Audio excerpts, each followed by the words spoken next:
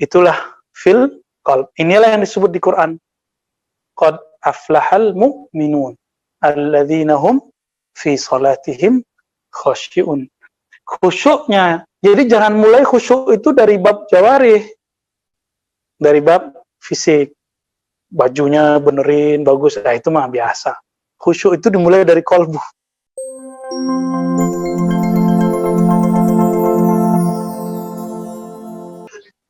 Dia yang capek, seharusnya dia bilang, kelamaan gitu. Dia aja ngomong, ya. Anak ribat kan insya Allah soleh-soleh lah.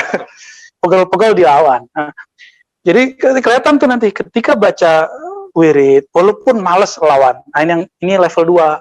Level 3-nya apa? Ketika sudah mampu melewati hijab jawari, hijab syahwat. Syahwat ini kan kalau di akal pikirannya macam-macam, pengen debat tadi ya. Nah, kalau itu sudah lewat, baru masuk ke khusyuk level pertama. Itulah fil qalb. Inilah yang disebut di Quran. Qad aflahal mu'minun alladzina hum fi salatihim khasyi'un.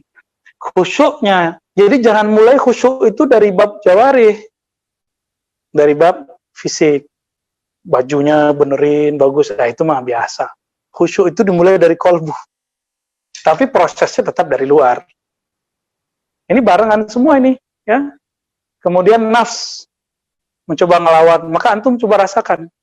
Kalau di saat kita puasa, tapi nggak bernafsu makan loh ya, itu sholat itu enak rasanya. Cobain aja. Kalau bener nih ya, puasanya zahir batin.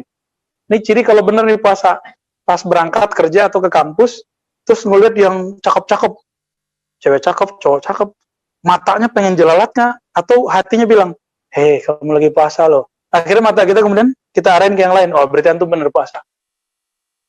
Tapi kalau mumpung ya secara batin puasa kita rusak. Tapi rusak di batin bisa diperbaiki, kembali ke tobat. Kalau rusak zahir, makan, minum. Nah, ini perbedaan di nafsiyah dan di jawarih.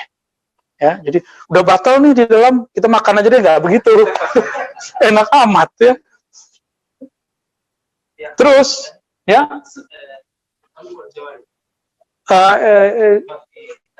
Enggak lama. Ini kolbu ya. Kolbu lalu muncullah khusyuk. Kolbu dulu. Khusyuk itu di belakang, saya di ujung. Kolbu, apa yang dihadapi? Ra'unat al-bashariyah, kerusakan sisi batin dari manusia. Jadi batin manusia. Ya. Nah, maka lahirlah nanti khusyuk. Tapi antum coba lihat, ini hijab bukan? Berarti khusyuk hijab nggak? Khusyuk sendiri hijab. Maka Ibnu Arabi, dulu saya nggak ngerti. Awal-awal tahun-tahun, ya masih awal-awal ngerti kitab tasawuf yang level-level tebal. Jadi dulu Al-Buya Hasan Basri Jalil mengatakan kepada saya, di atas Hikam dan Ihya masih ada lagi kitab yang lebih tinggi. Tapi beliau sendiri belum baca katanya. Yang beliau kasih sinyal itu Al-Insan Al-Kamil. Nah, itu satu level tuh dengan Futuhat Makkiyah. Nah, alhamdulillah saya ketemu. Al-Insan Kamil ketemu 2004, artinya 3 tahun setelah guru saya wafat. Baru faham 2005. Di mana fahamnya? Bukan di atas meja begini. Lagi safar. Karena safar kita takut mati, saya baca kitab aja. Di saat takut mati, lupa selain dunia, saya cuma ingat Allah. Baru saya faham isi kitabnya. Jadi setahun lamanya baru faham. 5 kali saya baca, baru saya khatam. Baru faham. Jadi kita ngalamin proses itu. Antum kan enak, tinggal ngaji aja. Gak perlu baca. Nanti kan kita juga buka Insan Kamil ya, insya Allah. Buya Zulfikar udah beli kitabnya tuh. Kesemangatan ya. Terus,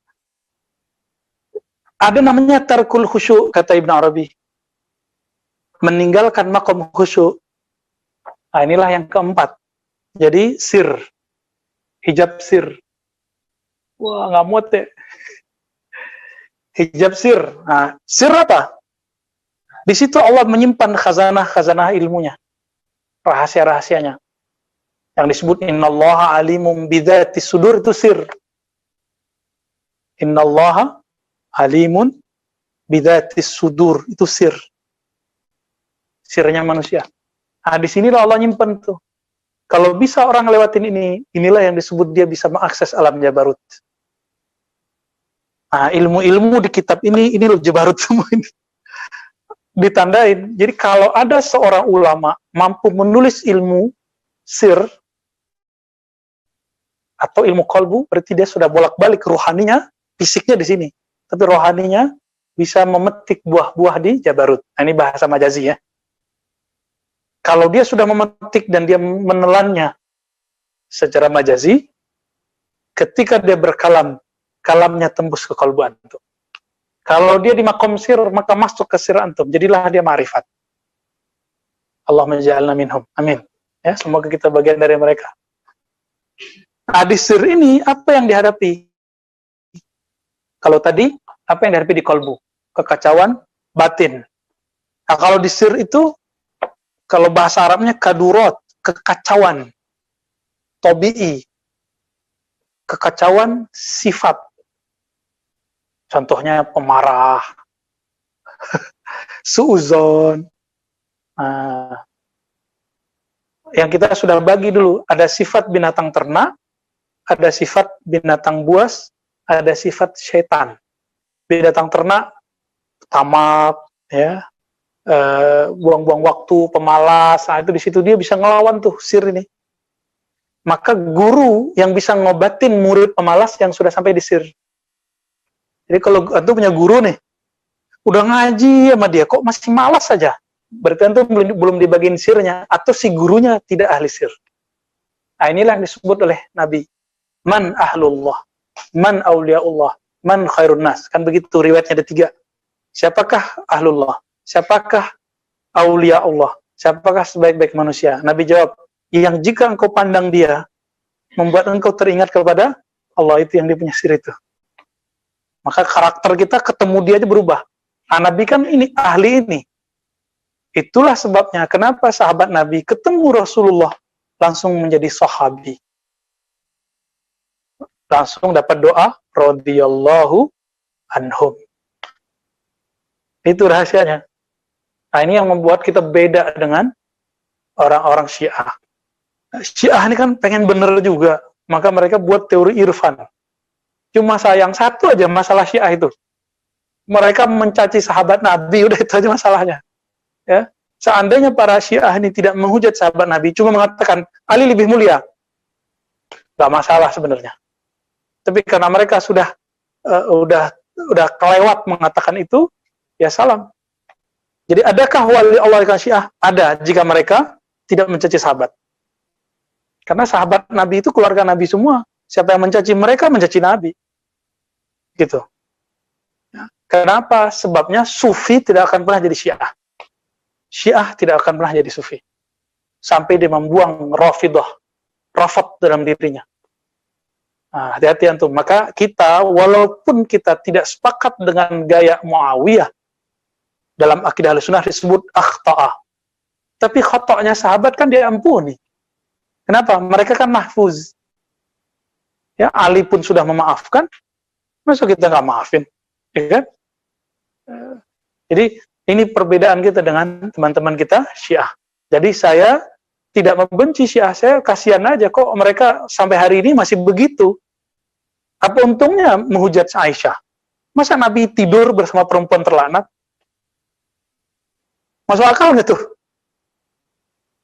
Berarti Nabi bergelimang dengan perempuan terlanat dong. Oh, hati-hati. Ya, hati-hati mereka ngomong begitu. Makanya beberapa Syiah yang tasyayyu, tapi dia ahlu sunnah, ada tasyayyu. Dia cuma mengatakan Ali lebih mulia. Aisyah keliru ketika perang dengan Ali. Udah nggak apa-apa, tapi jangan bilang Aisyah fahisyah. Aisyah adalah perempuan keji, gitu. Jangan ngomong begitu ya. Jadi kalau ada orang nuduh kita Syiah, antum sedih ya? Nggak usah sedih, balas aja. Emang Syiah begini ngajinya? Jawab aja. Emang ada Syiah ngomong Umar radhiyallahu anhu? Emang ada Syiah ngomong Sayyidina Umar? Ente takiyah. Takiyah nggak akan begitu. Kitab-kitab kita semua kitab Ahlussunnah kok. Maka kalau beda, jadi dia punya rumus, orang-orang yang mukhalafah dengan ahlus sunnah yang hakiki, yang beda sama dia dituduh dua aja, Syiah kalau nggak liberal, gitu. Jadi saya kalau nggak dituduh Syiah, dituduhnya apa? Sama, Buya Zulfikar bakal dituduh begitu, jangan udah kali. Dituduh Syiah kalau nggak dituduh liberal, kena virusnya Ar-Razi. Astagfirullah. Emang aneh punya virus ya? Kita buat ya Ar-Razi COVID-19. Ya, sembah.